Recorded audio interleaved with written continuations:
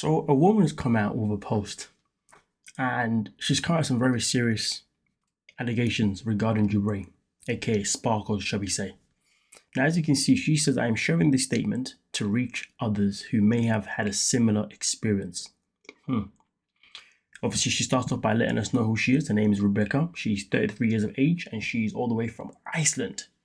And then also continues by saying, I am coming forward with serious accusations regarding my interactions with Jibri Bell from the television show 90 Day Fiancé. In January of 2024, I met him in Thailand. Over the following year, I became involved in what I now understand to have been a highly manipulative and exploitative relationship. During this time, he defrauded me of around $20,000. He used repeated promises, emotional pressure, and assurances that he would travel to Iceland to be with me as his fiancé. Throughout this time, I experienced extensive emotional manipulation, false claims about his circumstances, and ongoing pressure that affected my judgment and well being. This occurred during a period when I was vulnerable after leaving an abusive relationship. I have comprehensive documentation. My apologies, folks. My apologies. And ongoing pressure that affected my judgment and well being. This occurred during a period when I was vulnerable after leaving an abusive relationship. I have comprehensive documentation including messages and emails, screenshots of conversations, records of all financial transactions, additional material demonstrating the pattern of manipulation I experienced. After sharing my experience publicly, another woman contacted me reporting similar financial exploitation by the same individual, that being Jibri Bell, aka Sparkles, right? This reinforced my belief that I may not be alone. I also know that his ex-wife Miona Bell has spoken about similar patterns of abuse and exploitation he did on her. My goal is to connect with others who may have been affected, share information safely, and ensure that the appropriate steps can be taken through proper channels. I am prepared to provide my documentation to legal professionals or relevant authorities. If you believe you may have had a similar experience, you can contact me privately and confidentially. No one deserves to be isolated, left without support. Together, we can ensure that our experiences are acknowledged and addressed.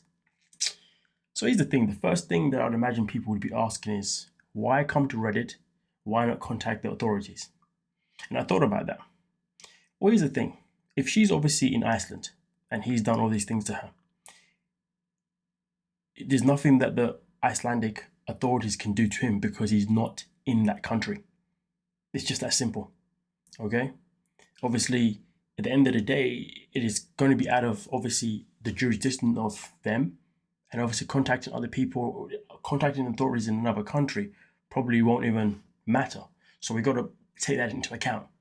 At the end of the day, even if she was to contact the authorities in Iceland, and this is not to say that she hasn't already, even if she has, the only thing that they can do is wait for him to enter Iceland and then arrest him on the spot or question him on the spot. That's the only thing they can do, as far as I'm aware. So then I thought about, so why come to Reddit?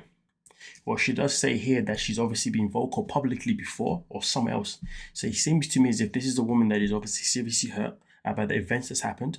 So she's obviously gone to different platforms, uploaded the same thing, and in that time she's done that, some women have actually reached out to her saying, listen, I have the same experience. I will say this though, she has tried to post this a few times on Reddit purely because, and I know this because when I sent this to someone else, they told me that they've seen that she tried to post it elsewhere, but it was removed from all the other Reddit pages that were involved in 90 Day Fiancé. So to be fair, that's kind of annoying, isn't it?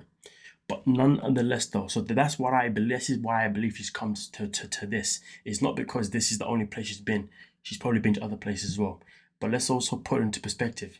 We can never know for sure if this information is 100% correct until we see the comprehensive documents that she spoke about, which is the messages and emails, screenshots of conversations, records of all financial transactions, additional material demonstrating the pattern of manipulation. So here's the thing. Obviously, we need to see these things to give us the full, to give us that clarity that this is true. But at the same time, though, I will say this.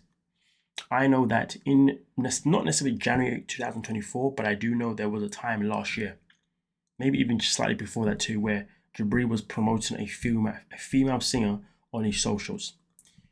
Every single upload he made regarding promoting this female singer, he has removed. Now, why am I talking about a female singer? Because you see, I've tried to see if I can find it on socials, and I was able to find an account, okay, of a woman with the same name, okay, on the socials, and she is a singer. So therefore, it hit me. This must be, or likely to be, this woman. So what I've done is I have messaged her. I've just got to wait and find out if she's going to respond to me. Hopefully she does. And if she does that, that's when I can then make another video, hopefully with her permission, regarding the information of the documentation. And then we can obviously really get that information to say, okay, this is all legit now. But also on top of that, she does mention that she also noticed that there was a pattern also with me on the bell. I'm gonna give her a shout. She probably won't message me back purely because she's now obviously moved on. She's now obviously happy with her new man, happy with where she's at in life. So to be fair, let's be real, she's probably not gonna want to be interested anyway. Do you see what I'm saying? But if we can get something from her, then that would be great. But the matter of the fact is though, also because she's saying there's been other women, hopefully we can find those as well. But I will say this though, there's several things that happened, several things that were said in this message.